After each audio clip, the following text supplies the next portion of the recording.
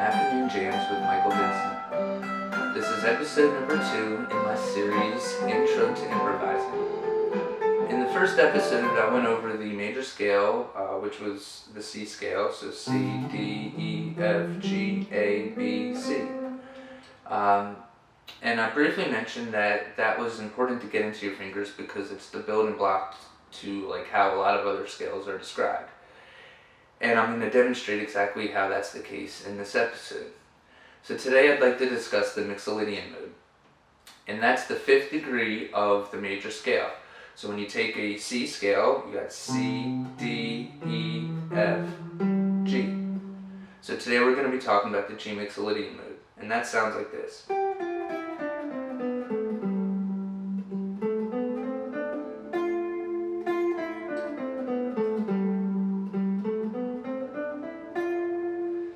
And that's note are G, A, B, C, D, E, F.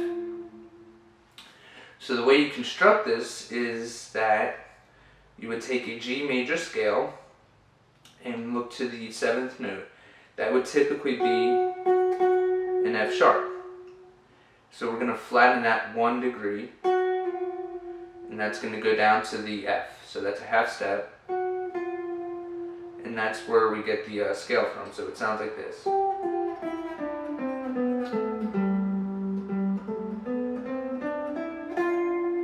Instead of the G major scale sounding like this.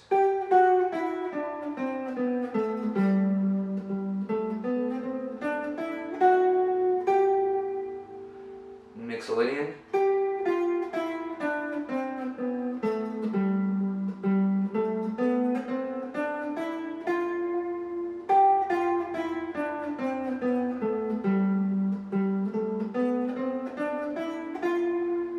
Now the G major.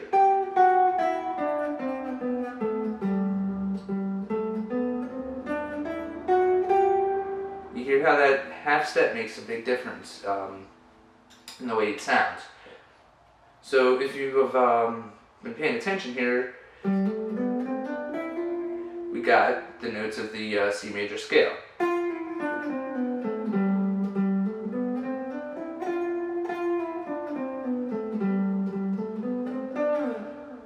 And I bet you're wondering, why wouldn't you just play a C major scale over top of the chords?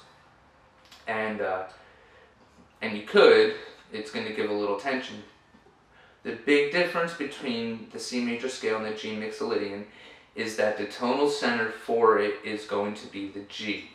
And that means that it's going to sound more at home when you have it at the G. So I've got like a little G, C, G, F mix here in my looper. I'm going to play the Mixolydian scale over top of that and show you.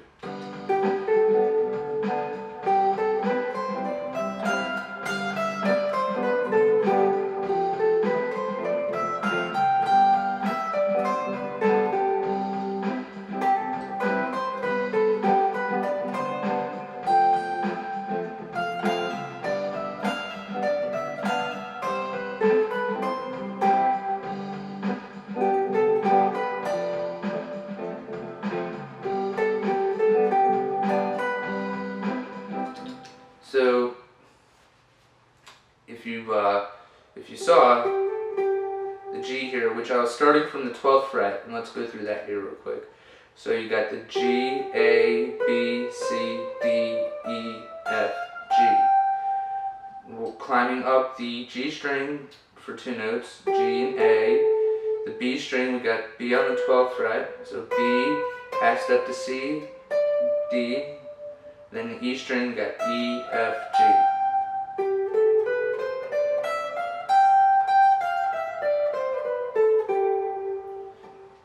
Now you might have also noticed when I was playing that certain notes sounded a lot better on there than others. And so you can end things on any degree of the scale for the chord that you're playing. So you know a major chord is going to be the 1st, 3rd, and 5th. And that would be G, so G, B, D.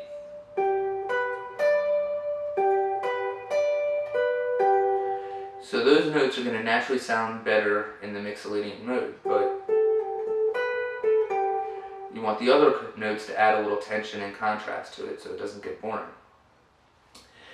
Now, let's take a look at the G Mixolydian a little further. You want to go through the same kinds of exercises that I did with the major scale. So,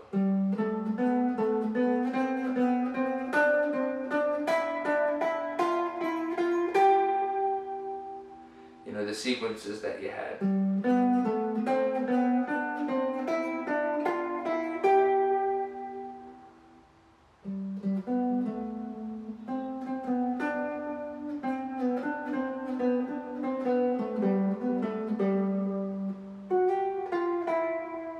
Now remember, you can do those half steps. Make it sound a little more melodic. See that here? You could also do that. That F sharp to F, that's adding a little tension. And if you want to add another step to it, you could go. So, and make it sound a little melodic. And that's just a pull off with my fingers ending on the E on the G string, so that's the 9th fret, and going up to the F sharp, same string, and then finishing back at the G.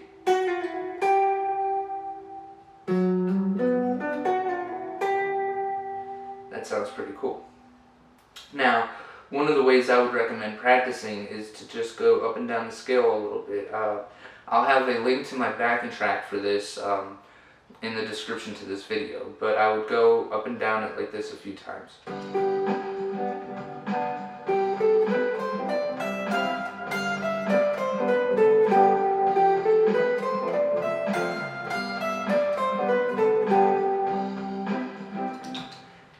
And so you get this way you get the tone into your ears. And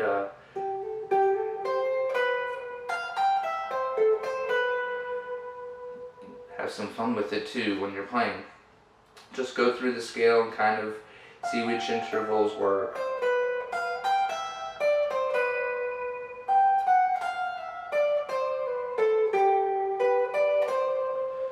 And you know, make it a little interesting. Add some pull-offs or hammers-ons.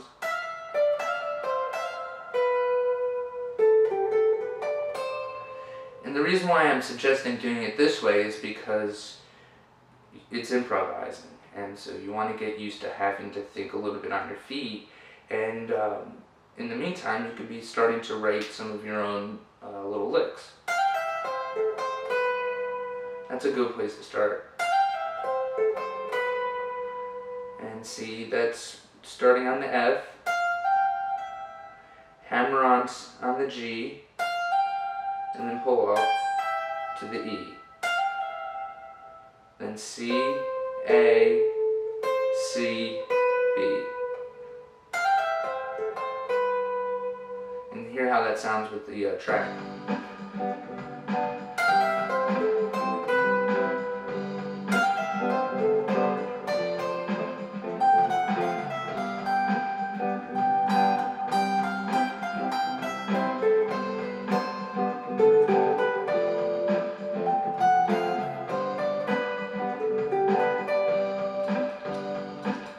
So you see, just let it go around and around and have some fun with it. Now, when we're dealing with major scales, one of the characteristics of them is that they're going to have a major third versus a minor chord having the flattened third. So in this case, the B, that's going to be a very, very flavorful note. Generally speaking, when you're dealing with chords, the two notes that are going to be most telling are the 3rd and the 7th.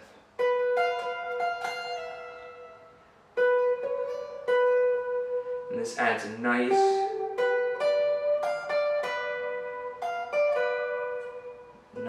color to it, and makes everything sound a lot pretty. That's why I'm ending on that third, right there on that B, because it fits in so well. And we'll get to different things that you can do. Some of the jam bands like Jerry Garcia and Allman Brothers and such, right? They add in the flat third to it, so it'll go something like this.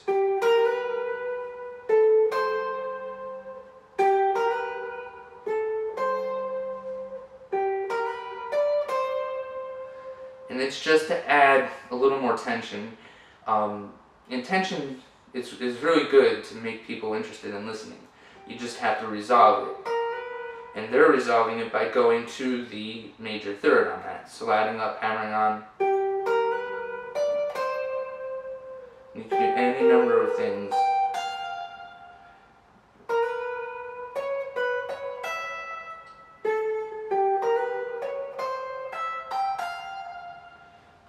And make it sound interesting, have some fun, creating some lines, get used to playing.